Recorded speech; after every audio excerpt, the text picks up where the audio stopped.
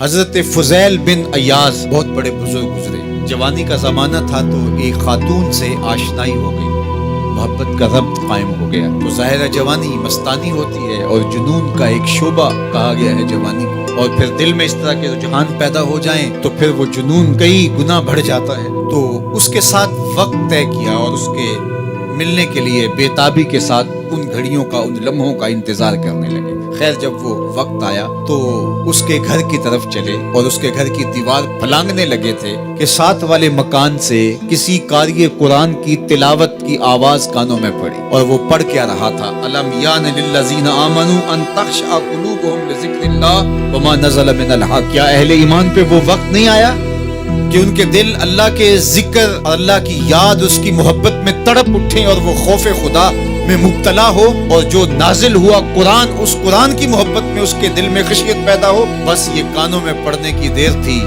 کہ دوبارہ گلی میں چھلانگ لگائی اور کہا میرے اوپر وہ وقت آ گیا ہے, اور جنگلوں کو روتے ہوئے نکلے. اور حضرت فضیل بن عیاض پھر ولیوں کے امام قرار پائے. اس آیت نے ان کی زندگی بدل دی. کسی کی 30 سال, کسی کی 40 برس, کسی کی 50 سال, کسی کی 60 سال زندگی یہاں موجود لوگوں میں سے کسی کی اس سے بھی زیادہ اور کسی کی کم.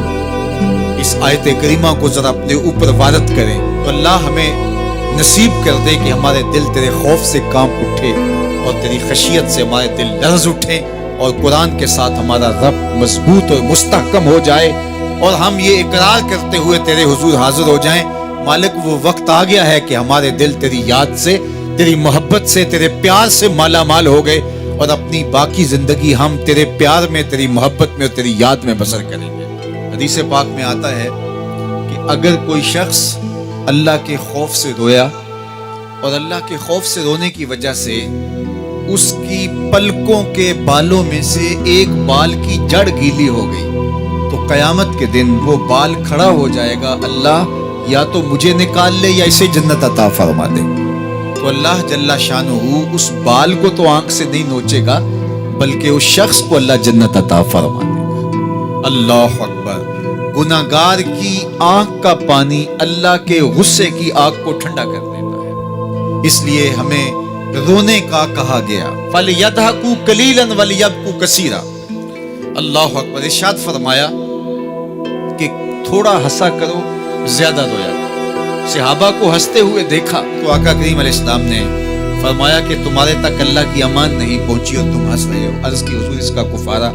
تو فرمایا اس کا کفارہ یہ ہے کہ جتنا ہنسے ہو اتنا ہی تمہیں رونا پڑے گا. میں اور آپ ذرا اپنی زندگی پر غور و تدبر کریں. ہماری زندگی میں ہنسنا زیادہ ہے یا رونا زیادہ ہے؟ سویر سے لے کر شام تک کہے زیادہ ہیں, ٹھٹھے زیادہ ہیں, مذاق زیادہ ہیں, لطیفے زیادہ ہیں, یا عبرتیں زیادہ ہیں؟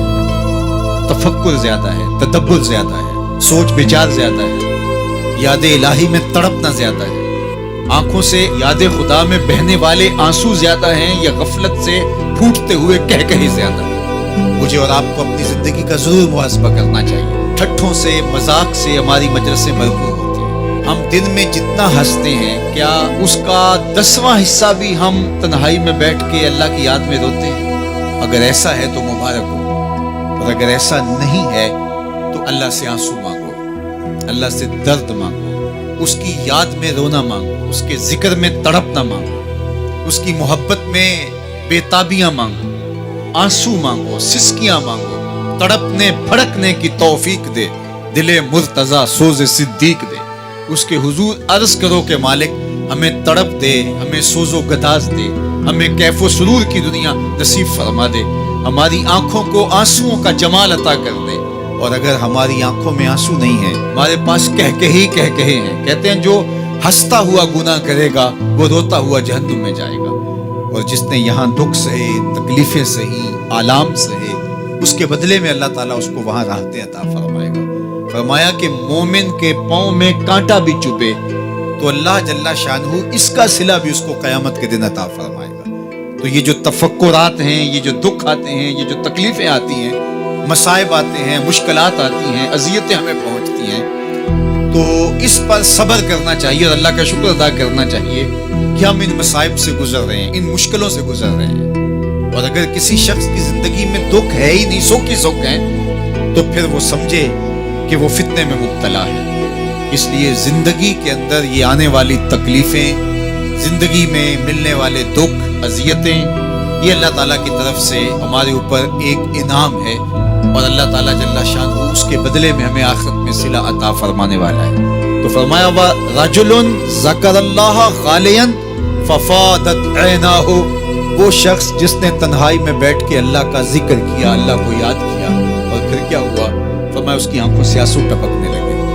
میرے اور آپ کے آقا و مولا نے فرمایا قیامت کے دن جب کوئی سایہ نہیں ہوگا، یاد الہی میں رونے والے کو اللہ اپنے عرش کا ٹھنڈا سایہ عطا فرما دے گا۔ تو یہ رونا بہت بڑی دولت ہے، یہ بہت بڑی سعادت ہے۔